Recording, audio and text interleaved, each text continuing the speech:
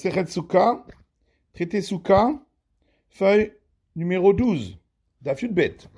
La Gemara dit, si on apprend le toit de la Souka du sacrifice de la fête, on devrait dire Ma Hagiga Ba'ale Chaim, Af Souka Nami Ba'ale Chaim. De la même manière que le sacrifice de la fête s'est fait avec des animaux vivants, de même, le toit de la Souka, on pourrait le faire en animaux vivants.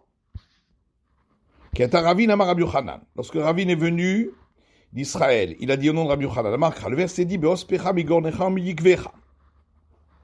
la fête de Sukkot, lorsque tu rassembleras de ta grange et de ton pressoir.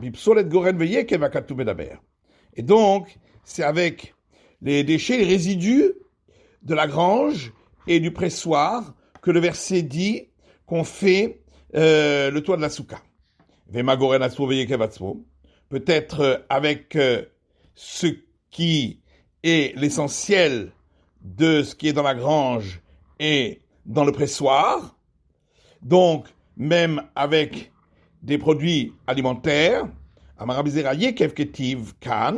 Rabizera répond, étant donné qu'on parle ici de pressoir, on ne peut donc pas utiliser pour la couverture de la souka, le toit de la souka, du vin, qui est le produit du pressoir.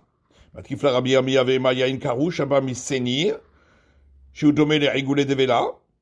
Rabbi Amiya, là-dessus, pose une question, il dit peut-être on peut utiliser du vin coagulé qui vient de sainir, qui ressemble à des pains de figues.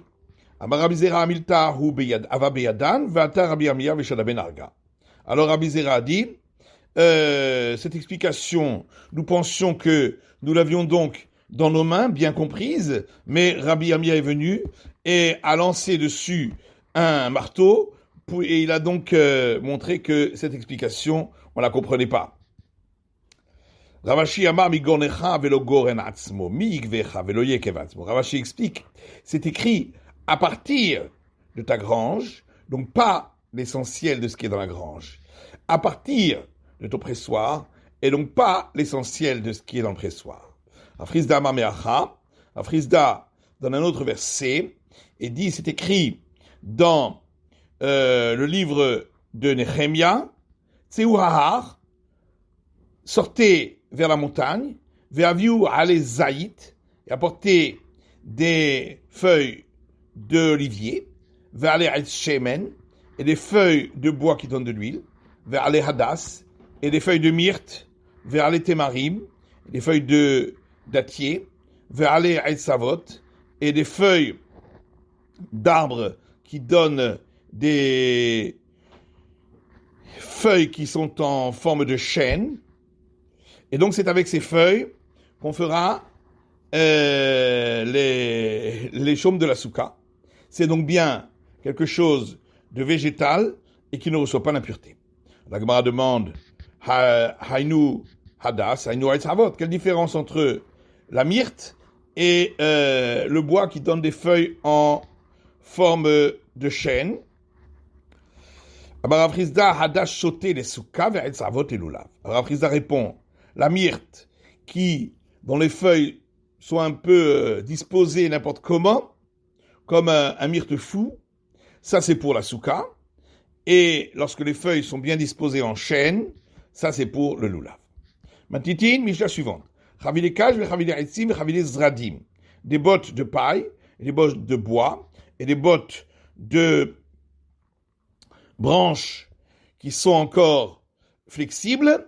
On ne peut pas les utiliser pour le chaume de la souka lorsqu'elles sont encore en botte. Mais lorsqu'on a délié la corde qui les est rattachée, c'est valable. Et tous les éléments, quels qu'ils soient, sont valables pour les parois de la souka.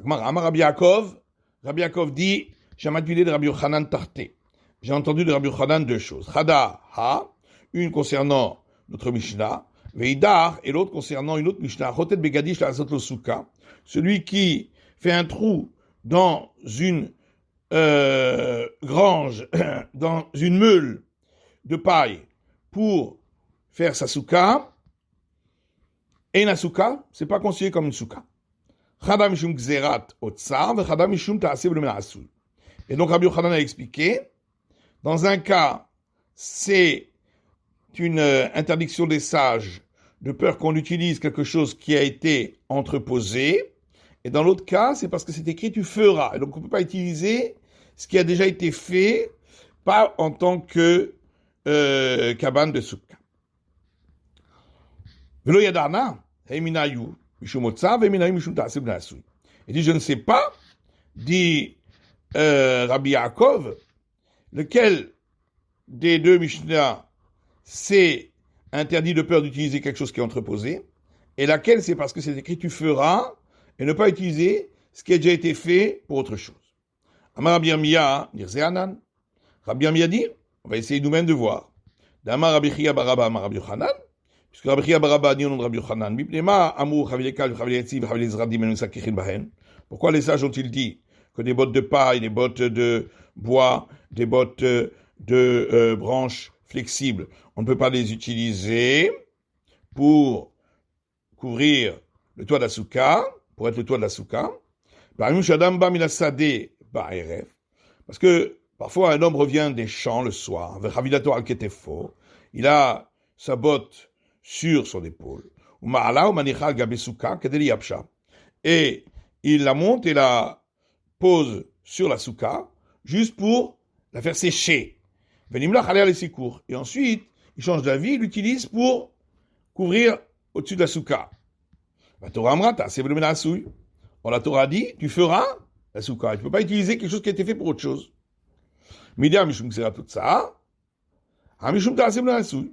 Puisque cette Mishnah, c'est donc un interdit des sages de peur qu'on utilise quelque chose qui a été entreposé, c'est donc que l'autre Mishnah, elle, c'est parce que c'est marqué tu feras, et on ne peut pas utiliser ce qui a été fait pour autre chose. Rabbi Yaakov arde Rabbi Chia Baraba lo shmiale. En vérité, Rabbi Yaakov, pourquoi il n'a pas expliqué ainsi? Parce qu'il n'avait pas entendu cette explication de Rabbi Chia Baraba. Amar Ravashi atu chavilekal vechavileretzi mishum gzerat otsarika mishum ta'aseh v'lo menasui dika. Alors Ravashi demande, est-ce que notre Mishnah concernant les bottes de paille, les bottes de bois, les bottes de branches flexibles, est-ce que il y a seulement le problème de peur d'utiliser quelque chose qui a été entreposé, et il n'y aurait pas le problème du cas où effectivement il utilise quelque chose qui a été entreposé, et donc il fait avec quelque chose qui a été déposé pour une autre raison.